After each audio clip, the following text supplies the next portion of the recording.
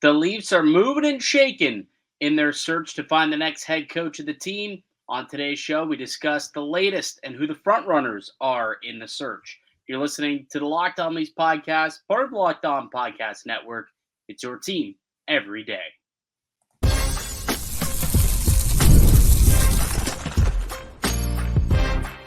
You're Locked On Maple Leafs, your daily podcast on the Toronto Maple Leafs. Part of the Locked On Podcast Network. Your team every day.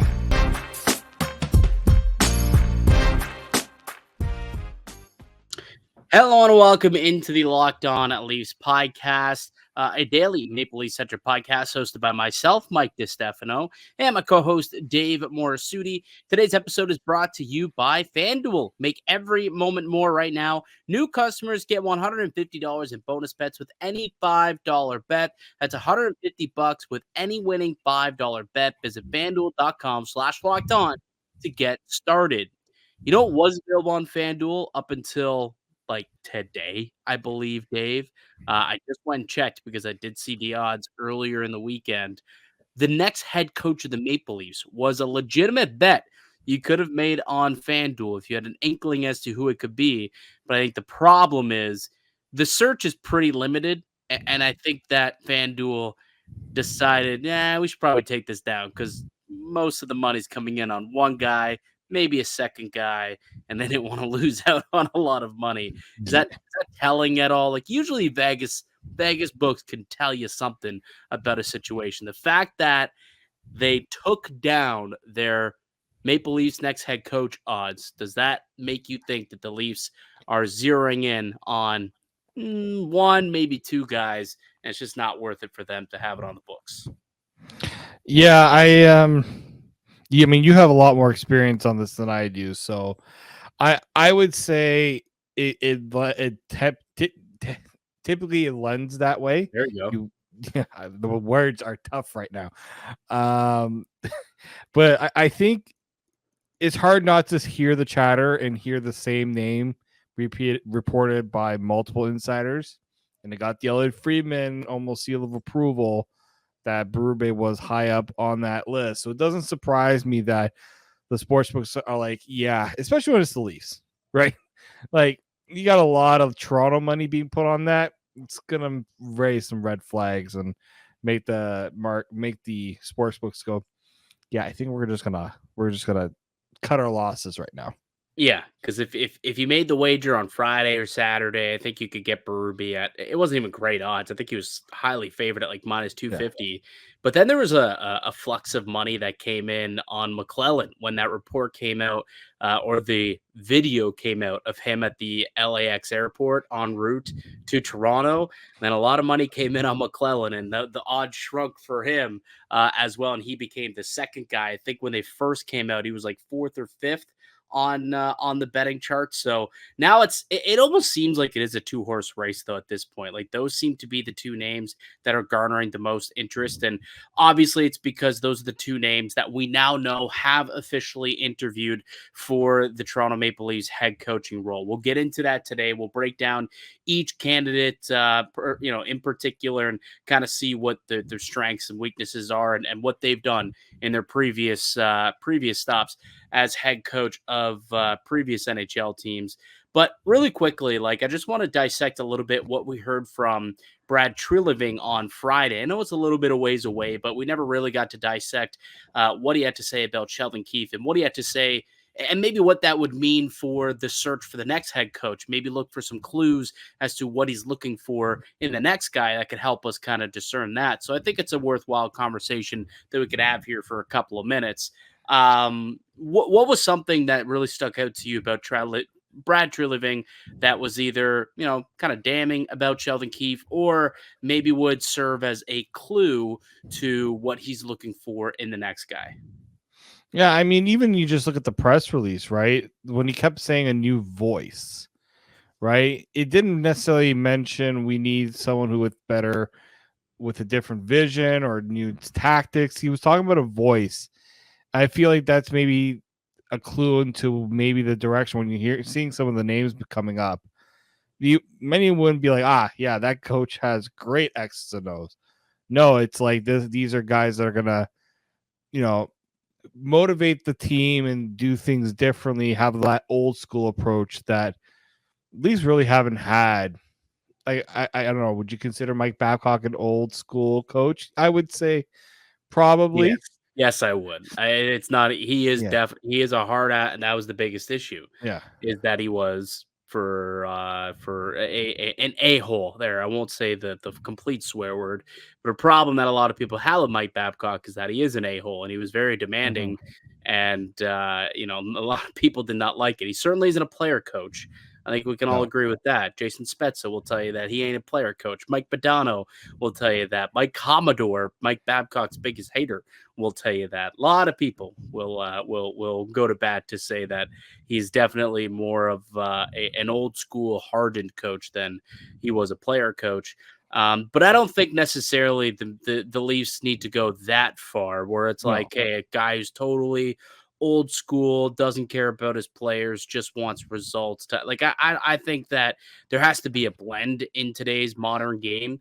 Yeah, I don't think that blends with what Brad Treliving is all about either. He doesn't screen. He doesn't look as like that's the type of coaching. I know he had Sutter in Calgary, but that didn't exactly last as long as people expected because that relationship ran its course, right? Like, there's only a few times you can go with a coach like that, or how those coaches always have a short shelf life.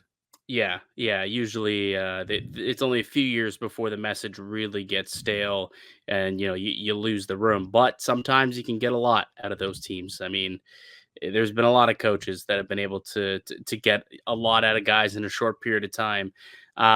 Dean Evison, I would say, is a hard ass coach, but he's not an a-hole like Mike Babcock. So, he's somebody who kind of fits the bill for the type of coach that I think the Leafs are looking for, that Brad Treliving is looking for, which is why he's right at the top of the list as a front runner for the Toronto Maple Leafs. But before we kind of get into Berube and McLellan and kind of break down those two names in particular, I thought it was really kind of noteworthy that Brad Treliving came out and said that the decision to move on from Sheldon Keefe was ultimately his. Like, he had the final say on whether or not that Keefe should be let go or not. But also said that he didn't just evaluate from like this season. He couldn't evaluate this season in a vacuum, which led me to believe that I think he thought what Sheldon did was good and was fine, and if there was previous success, then I think he would have survived another season after what we saw in games 5, 6, and 7. I think there was a lot of really good positive progressions we saw from Sheldon, but the problem is that the same issues persisted in each and every year he was here. Couldn't get it done when it came to the playoffs, couldn't score goals, and special teams were always an issue every single year. So when the same problems persist, that's when he felt like he needed to look at the whole Sheldon Keefe era in order to make a proper decision. And I think after a full season of having Keefe as his head coach, he was able to do that. And ultimately, one playoff round isn't nearly enough for a team of this stature, which is why Sheldon Keefe finds himself an unrestricted free agent, I suppose, in the coaching ranks, which he might find himself a gig sooner rather than later. Lots of chatter about him in the New Jersey Devils, which I think would be a pretty good landing spot for him. Yeah. So Treliving's like, his first order of duty, obviously, is to replace Sheldon Keefe and find the next head coach of the Toronto Maple Leafs. And he seemed to have gotten started right away, because we heard that 2 head coaches have already made their way to Toronto to speak with Brad Treliving and Brendan Shanahan and presumably others that are around. At this point, those 2 head coaches, we've already mentioned it, Craig Berube and Todd McLellan. Those 2 look to be the favorites. It's still unclear as to how many candidates exist. So far, those are the only 2 that are known to have interviewed. There's discussion about whether or not Gerrard Gallant could be a possible contender to throw his name into the ring, although it doesn't seem likely. He has not been interviewed from what we've heard. Not yet. He has been interviewed yet, I should say, or we should say. But Darren Dreger did say that he wouldn't be surprised if the Leafs kind of named a new coach by the end of the week, which means this is going to be a super rapid process, which means it's not going to be very extensive. So wouldn't surprise me if it's a super short list of 2, maybe 3 guys, possibly there's one more out there that they're waiting on. Carolina extended their season, with a win over the Rangers tonight. Does that mean that he extends a little bit further? Does he wait for Rod the Bod to see if there's a possibility of that being a marriage at some point? I don't know. But I did think that it was interesting that Dreger said that he wouldn't be surprised if something came sooner rather than later, which leads me to believe that it's pretty much a 2-horse race. It's either going to be Craig Berube or it's going to be Tom McLellan, in my opinion. I will add, because I know some people have asked and some people put his name out there. Nick Kyprios did say that there were calls in for Joel Quenneville. We know that situation is just the NHL. What do you mean calls in by who? Well, I guess from the Leafs, from Brad Treliving. Yeah. He did call the league. Yeah, I'll read you the exact quote. Yeah, Craig Berube, Tom McLellan, there have been calls in for Joel Quenneville, inquiries and calls in to find out his situation. That's part of what makes Brad Treliving. He is making calls about what's out there and what's available and what isn't available. So, for those who don't know, in order for the Leafs to even consider Joel Quenneville as an option, the NHL needs to reinstate him, and they have not done that.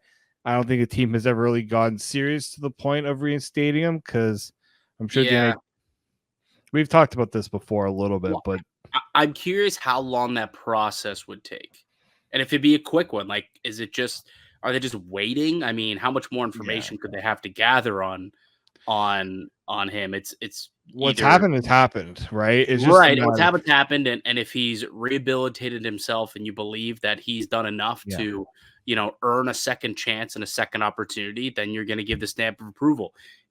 I don't know what else he could possibly do, I suppose, after 2 years. Was he going to do 5 years of community? I don't know. 3 years off out of coaching. Right. And in those 3 years, he's done everything that he's been asked to do, from what I've been told by the league, to try and, learn from his mistakes, and obviously try and, rehabilitate his image and try and do,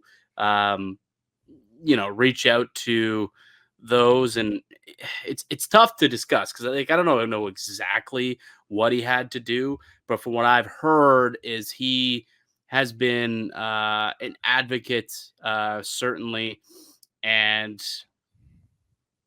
not sure if he has done enough. I don't know. It's a difficult conversation to have without knowing any of the facts, but I would be curious to see if it's a short process, a long process to get him reinstated, because I think that would obviously factor into whether or not he's a legitimate candidate if the Leafs are trying to move quickly and land a guy. Yeah, but I also will say that they probably made the call, but the fact that we haven't heard his name elsewhere would lead me to believe that the NHL probably isn't ready to move on this. Like, the NHL is probably also still weighing whether it's even worth reinstating him and to deal with the repercussions, because the fact that his name has just been thrown out there from people and the reaction I'm seeing. It's not the first time it's been thrown out into the coaching carousel. Yeah, but this is the Leafs. Toronto, so it gets magnified a lot more. I do think, and we kind of touched on it on Friday's show, and we had David Alter on, and he did make a good point that I wonder how south it went for Mike Babcock when he got back into the league, tried that redemption tour.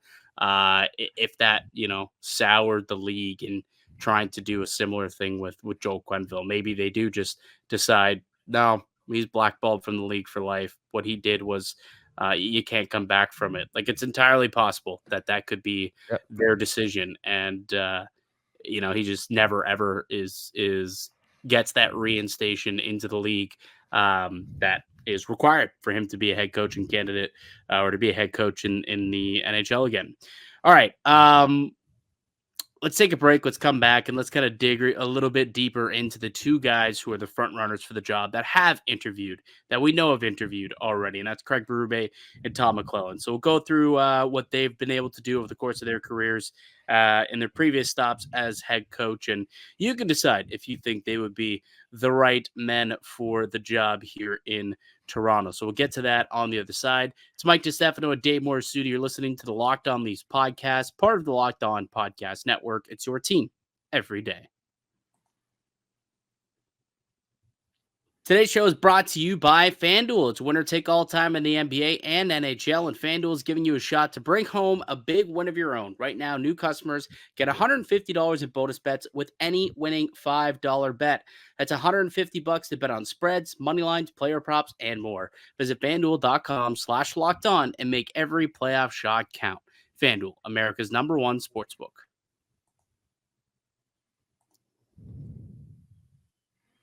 Welcome back into the Locked On Leafs podcast. Mike DiStefano and Dave Morassutti. We're a daily Maple Leaf-centric podcast. You can find us wherever you get podcasts from audio-wise and also up on YouTube. Just search up Locked On Leafs. Hit the little notification bell so you'll be notified each and every weekday when we drop new episodes for you guys. It's all Leafs all the time here on the Locked On Leafs podcast. And the Leafs are searching for their new head coach.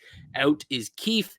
In is, well, someone. And two guys who so far have been interviewed for the position are Craig Berube, former Philadelphia Flyers, and more notably, St. Louis Blues head coach, as well as Todd McLellan, who has had a few stints in the NHL. He was with the San Jose Sharks for a long time, the Edmonton Oilers, and the more recently with the Los Angeles Kings. Both coaches were let go midway through this past season. So let's start with Craig Berube. Dave, what do you think attracts Toronto to Craig Berube?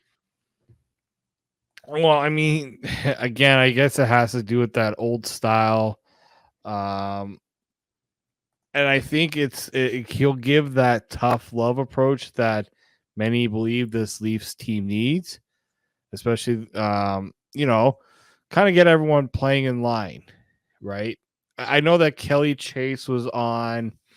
I think he was the Toronto Sun interviewed him, and I think when they look at Kelly Chase from St. Louis, by the way. He used to play for the St. Louis Blues, and he covers the Blues. Down there. So he's going to be direct with his players. I'll read you the quote. Chief, that's Berube's nickname, will be perfect for Toronto. Direct as hell with players and the media. Don't mistake his 3,000 penalty minutes for being dumb. Okay. And he's going to ask you to play hard or you won't play. And that only has to happen a couple of times for it to be understood by every player come spring. Brutally honest. And like that's probably it, right? Like someone who sets a standard, you don't meet the standard, he's not gonna be afraid to lay down the hammer. And we know that that's a different feeling from what we had with Sheldon Keefe here in Toronto. Yeah, Sheldon Keefe, it seemed like he got a little bit more, snippy towards the end of his tenure. Like this past year, I felt that he held players accountable a little bit more. But throughout the majority of his tenure here in Toronto, he didn't hold his players accountable nearly as enough as I believe they should have been. And the one or two times that he did, he kind of walked his comments back the next day. And I don't think he ever actually fully recovered from doing so here in Toronto. And it gave off this impression that the inmates run the asylum. And I think that's been a big issue. That's been a country club here in Toronto for quite some time. And I think that is what Brad Treliving is looking to stop, quite frankly. And Craig Berube, is a no-nonsense type of guy. It's not that he's not a player's coach and that players don't respect him and love to play for him, but he's not going to coddle guys. He's going to tell you how it is. He's a straight-up coach, but he brings a winning pedigree. And I think that's what maybe Sheldon Keefe was never really able to bring. Like, he was a guy who came up from the American Hockey League, but if you have have won, and you could say, hey guys, this is what these guys did to win a championship. They listened to me, and this is what Ryan O'Reilly did on a daily basis. This is what Colton Parayko, Alex Pietrangelo, this is what Braden Shen was doing for us. David Perron was doing for us back in the day, and we won a championship playing this way. So you can get, you can get with the program and you can buy in, or guess what? We probably aren't going to be using you, because he's not afraid to, sit a guy or play someone on the fourth line. Go ask Jordan Kyrou how he felt about, Yep. Craig Berube getting fired. Now, Jordan Kyrou's a really good player. He is a really, really, really good player, but he didn't quite buy into what Berube was selling, and it cost him some ice time. So he's probably going to bring that same level of intenseness to Toronto, and it'll be a big difference from what we've seen here over the course of the last few years with Sheldon Keefe. But I think different is what's needed. They need a new voice, and that's exactly what he'll bring. It's not just different; it's completely new, a completely new voice, and a different approach at that. So I think that Craig Berube would be a pretty good selection here to be the next head coach of the Maple Leafs. I just touched on it. Won a Stanley Cup for the Maple Leafs. He's won 6 playoff series, went on to win 6 playoff series, as well. So it's not just a one and done like Sheldon Keefe was back in the day. So I think he'd be a good coach. I do. I think that he probably is at the top of my list at this. Well, no, Rob Brindamore would be at the top of my list. But in terms of guys, that we've heard, that they've interviewed, and guys who are available as of this moment, I think Craig Berube correctly should be, and at this point is, at the leader in the clubhouse to get the next head coach position of the Toronto Maple Leafs. Yeah, I mean, I have him as the likely favorite, just because as much as I would like to see them go down the Joel Quenneville route, just to see if that is a possibility, and I do like Rob Brindamore as well. We just don't know if he's going to even be available. We know his contract's up. Right. We just don't know if he's even willing to make that move. Berube seems like the best of the available options, right? Yeah. Like, we're going to take Todd McLellan. He's had some good teams. He's had some level of success, but he's also not gotten over the hump with a lot of different teams with a lot of different really talented rosters. I'll be curious to see how the players receive him, though. From we're being honest, like, it seemed like they didn't appreciate, the sternness in Mike Babcock back in the day. But are they at a point in their careers where they've matured to the point where now this might be what they need, and this might be what they're willing to listen to? At one point in their career earlier, maybe they didn't get it, and maybe they were just a little too immature and couldn't understand that defense is sometimes your best version of offense, and that was something that Babcock preached all the time. Our what was the one he said about the power play? Our toughness is in our power play. Boy, I would love for that to be the case throughout these playoffs, because teams with a good power play seem to be winning a heck of a lot more games than teams who don't, unless you're the Edmonton Oilers. Shots fired. Pew, pew, pew, pew. But yeah, I think Berube would be an interesting choice. But he's also fair, right? Like, it's one thing to be stern and hard on your players, but if you're fair about it, that's where I think players will gravitate towards. With Babcock, it felt like there was so much more to it than just being a elephant in the room, right? There's one player when we say, like, how is it going? How was a guy like that going to be received? It's one player we're all thinking of, right? Like, we don't need to say the player, but there's one player that we're all thinking of. Tell us in the comments below. Who are we all thinking of? Let us know down below. We don't need to say it, but I think we're all on the same page here as to. I'd be very curious to see if anyone. Who's most likely to pull a Cutter Gauthier? Who's most likely to do that? I don't know. All right. Why don't we take another break? Let's come back. Let's get into Todd McLellan, the other guy who's interviewed for the head coaching position so far. Now we got some other NHL news and notes to get to. Busy couple of days in the NHL and the OHL, where our guy, Easton Cowan, crushing it again. We'll update you on what's going on around the league and in the OHL next here on the Locked On Leafs podcast. Today's show is brought to you by Policygenius. Policygenius is the country's leading online insurance marketplace. It saves you time and money so you can provide your family with a financial safety net starting today. With Policygenius, you can find life insurance policies that start at just $292 per year for just $1 million of coverage. Some options offer same-day approval and avoid unnecessary medical exams. Policygenius helps you compare your options from top companies, and their team of licensed experts is on hand to help you through it. Your work life insurance may not offer enough protection for your family's needs, or even worse, it may not come with you if you leave your job. Policygenius gives you unbiased advice from a licensed expert support team, and they have no incentive to recommend one insurer over the other, so you can trust their guidance. They've got thousands of 5-star reviews on Google and Trustpilot from customers who found the best fit for their needs. Check life insurance off your to-do list in no time with Policygenius. Head to policygenius.com/LockedOnNHL or click the link in the description to get your free life insurance quotes and see how much you could save. That's policygenius.com/LockedOnNHL. Welcome back into the Locked On Leafs podcast. The Maple Leafs still in search for a new head coach. They have reportedly interviewed with 2 individuals so far, Craig Berube, who we just spoke about, and Todd McLellan reportedly met with the team on Monday. And Todd McLellan has been around the block for quite some time now. He is a 2-time Jack Adams finalist, did not win the award, but a 2-time finalist. He's got 16 seasons as an NHL head coach, over 1,100 games behind the bench as a head coach with a .581 win percentage. He's won his division twice.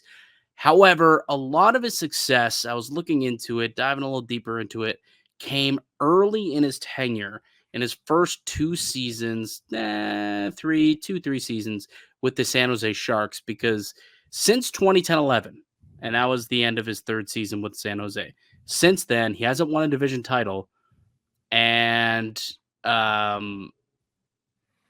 he hasn't gotten out of the second round either since.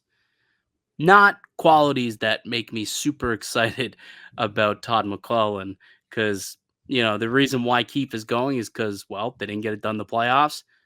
Todd McLellan, ever since 2010, also hasn't really gotten it done in the playoffs. Yeah, like I remember those San Jose teams. Well, mainly because the Leafs were never in the playoffs. So I watched a lot of San Jose Sharks, and I thought that was a team that was going to win a cup. They had so many opportunities. They had a stacked roster, right? But yeah, I agree with you. I look at Todd McLellan, and I look at what he had with the Oilers, right? Star talent, but just couldn't get them over the hump. Even in LA, pretty decent rosters. Sure, they had to go up against McDavid and the Oilers in the first round, but you find a way, right? Like you find a way when you know you're going to play those guys in the first round. You kind of have to figure out at some point you have to find a way to beat them, and he couldn't do it. So, like, I'm not gonna right. Keefe couldn't find a way to get this team past Boston, right? Yeah. Couldn't find a way, so he got let go. Yeah. Well, Todd McLellan couldn't find a way through Edmonton, so he got let go earlier this season. Yeah, Todd McLellan will be good for a team that struggles to get to the playoffs, right? A team that needs that veteran, experienced voice. The Leafs aren't in that position. They need a guy that's going to go, that has a little bit more, I think, a little more experience getting further into the playoffs, especially at this point.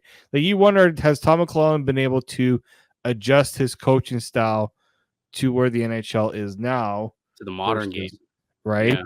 Like versus even 14, like we're talking like 14 years ago since the San Jose Sharks were like at their peak. Yeah. With Todd McLellan. Yeah, the last time Todd and McLellan made it out of the second round was the year that Vancouver made it to the Stanley Cup final.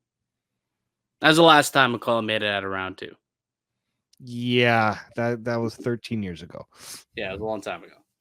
Right? So again, rosters take a little bit of, you take a bit of what the rosters were like. Did he have a good enough team? But at the same time, he's coached the best player in the world. And like at some, like, you look at what the Oilers stunk, they stunk during while he was there. They were not a very good team. I think they had that one series against Anaheim. They went to round 2. Yeah. Against the Ducks. I think was that 15, 16, 17. One of those 2 years. Wasn't spectacular though. No. Like, I saw his name come up and, like, look, I said, okay, like, that's a name I recognize. Obviously, I know what he's done, but I'm just like, it's just not enough.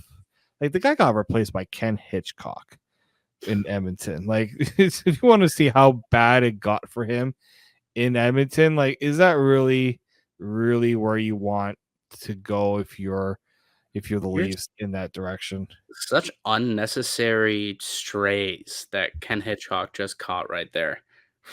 I mean, look, Ken Hitchcock early, like, we know what Ken Hitchcock did in the early days. We also know he did later on, like, those always that return to the St. Louis Blues, like, late into his career. And like, again, I like Ken Hitchcock, but at that point he was past his prime as a coach.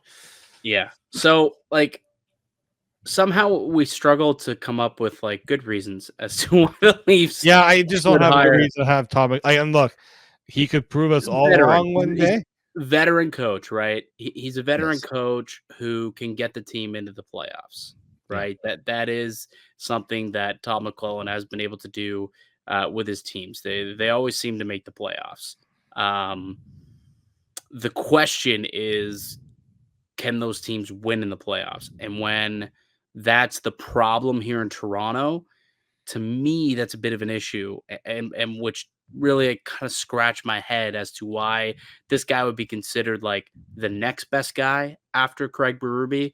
I would think there might be, some other candidates that maybe would like Gerrard Gallant. At least has been to some cup finals. He's been to a handful of conference finals. So the fact that they're willing to go McLellan over Gerrard Gallant kind of is really peculiar to me. I don't know why is that guy blackballed? He's a terrific coach. I really don't understand why Gerrard Gallant gets no respect around the NHL. He wins, gets teams to the playoffs, and gets teams deep into the playoffs. It really doesn't make sense to me. Like, let's not forget that he was the coach in Vegas that got them to the Stanley Cup final in their first year with a roster that nobody thought would even be anywhere close to being competitive. Well, maybe some people thought we would get competitive.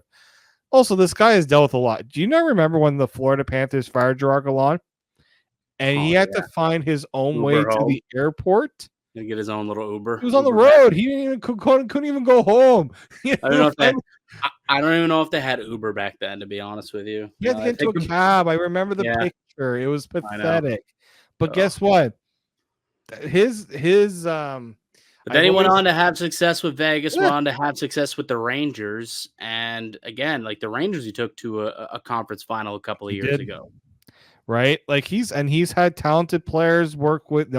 He's figured it out with guys like Panarin, Zibanejad. He's been really good with veteran teams. And this is what Toronto is at this point, is a veteran team. They're not a young team. No. So I think that he would work. So I am curious as to why he is not part of the program yet. I'm very surprised too. I know that New York, it didn't end as great there because they just couldn't get over the hump. He's there for 3 years. He took a team to a conference championship. That's the thing. When he was let go by Vegas, I was like, what? Like, why? Why would you? He won 5 rounds in 3 years in New York. Yeah. I know. It's funny because I find Gallant and Berube are very similar in terms of how their styles are, right? And that's a curious one for me. I mean, look, we know Brad Treliving has experience going up against teams coached by McLellan from his time in Calgary. Yeah. The same with Gallant because he was in Vegas. Oh, right? and Berube with St. Louis. And Berube. So these are all guys he's familiar with. It's very curious that with the Gallant one, maybe I would assume Gallant would have interest. He just wants to coach in the NHL. All these guys just want to coach. They would take a crack with this roster. I know some coaches don't like, some people don't like the Toronto pressure, but I don't see why any of those guys wouldn't. Those guys don't strike me as being, intimidated or, not willing to go against that. I think that's the one thing that you do wonder with Berube, because St. Louis is not Toronto. Like Edmonton is decently close. Like Toronto, I think, is more of a bleep storm, obviously, than Edmonton, but it's pretty close. So like Todd McLellan's dealt with the Canadian market. Gerrard Gallant dealt with the New York Rangers. Like that's a tough market. Berube, the Flyers. He was with the Flyers. Like that's 2 years. No one cared about them those 2 years. I don't know, but like I get what you're saying though. Yeah, St. Louis, and that was like a decade ago. Like St. Louis, it is a different story when it comes to dealing with the pressures of dealing with media here in Toronto every day, and every single word that you say ends up getting kind of picked apart realistically by guys like us. Will that force him to kind of bite his tongue more often than not, in the way that Sheldon Keefe ended up doing for a portion of his career here in Toronto? I don't know. Or can Craig Berube stay authentic to himself and push through it, because he knows, this is what I know. This is what I know wins too. So if y'all don't like it, screw you. We're here to win games. I don't know. We'll see. But I think that's maybe the one thing that you look at McLellan and what he has over Berube. It's more experience. Definitely has more experience. Like I said, over 1,100 games, and consistently gets his team into the playoffs. He's got a better win percentage in those games, I might add. And actually, no, they're very similar. 584 for Craig Berube, 581 win percentage for Tom McLellan. But over 1,100 games, and he's dealt with a Canadian media market. That is something too. I think that goes in the Todd column. Yeah, we'll see. No, there's a positive Tom McLellan. We found one. That's what I'm saying, Brooksy. That was what that whole little diatribe was all about. You turning 30 has made you a lot more wiser. I'm a wise man. Nickelback style. True story. I used to think that song was called Wise Man. It starts like, never made it out of the wise man. I used to think that song was called Wise Man. So I remember I was like 6 years old, back when like burning CDs was at first thing, mixtapes. I told my dad I wanted Wise Man, the song Wise Man, and he had no idea what the hell I was talking about, because of course we all know it's called How You Remind Me, not Wise Man. Eventually we figured it out, and it did end up on my very first burned CD. Anyways, not an important conversation we need to be having here at the end of the lockdown. That's as far as I will ever go with a Nickelback conversation. Nickelback's a great band. That's a summer convo we can have, a summer debate. But Nickelback, we have lots of time for that in the summer, for sure. Great band, and I will not even hear the argument otherwise. That being said, you know what else is great? Easton Cowan. Really quickly, can we just touch on what Easton Cowan's been doing over the course of the last little bit here? Yeah, I can't wait for this kid to be in the Memorial Cup and just destroying teams. Well, for those who aren't really following what's going on, Easton Cowan, who obviously was the Maple Leafs first round pick this past draft, known as a reach to if you ask draft pundits on draft night. Well, fast forward to about a month ago, he was named the OHL MVP. Yes, the most valuable player in the entire Ontario Hockey League. What has he done to follow up an outstanding regular season campaign? Oh, glad you asked. He's crushing it in the OHL playoffs right now, and specifically in this last little handful of games where he has just taken over, and he's just pushing this London Knights team all the way to an OHL or all the way to a Memorial Cup, as you noted. They're up 3-0 right now on the Oshawa Generals. They just stormed back. They were down 6-2 against the Oshawa Generals, and they 6-2 or 6-1. They were down 6-2 in the third period. 6-2 in the third period. Stormed back, tied the game, won in double overtime. Easton Cowan, 3 primary assists in this game. He now has 18 points in his last 6 games. He's averaging 3 points a game in the playoffs. In the playoffs, Dave. We Not need this first, and this is not the first round. This is the later on in the playoffs. This is talking about the championship, the OHL championship. He had 5 points the first night. He had like 3 points the second. He's got 11 points in 3 OHL championship games. 11 points in 3 OHL title games. That is a type of guy I want on the Maple Leafs. Yeah, he is going to hopefully he turns into a player. Hopefully he does. It's a big jump, obviously, but the Cowboy, yeehaw! I am on board. I can't wait to see to see him next year in training camp. He made it all the way to the final cuts this year. He if you did. recall. So next year, if he can find that offensive touch in training camp and the playmaking prowess that he's showing in London, if that could show up with the Maple Leafs, dude, the Leafs might have a player here. They might have a little diamond in the rough player. Not gonna sit here and say that he is the next one, next superstar Maple Leaf, but so far, so good. Hopefully it translates into the NHL. That'll do it for us here today on the podcast. I'd like to thank you all for listening and supporting the show. You can subscribe to the Locked On Leafs podcast on all platforms, including YouTube. I receive daily Leafs content. Follow myself on Twitter at Mickey_Canuck. Follow Dave at D_Morassutti. And follow the show as well at Locked On Leafs. We'll be back with another episode for you guys tomorrow. But until then, keep it locked right here on Locked On Leafs.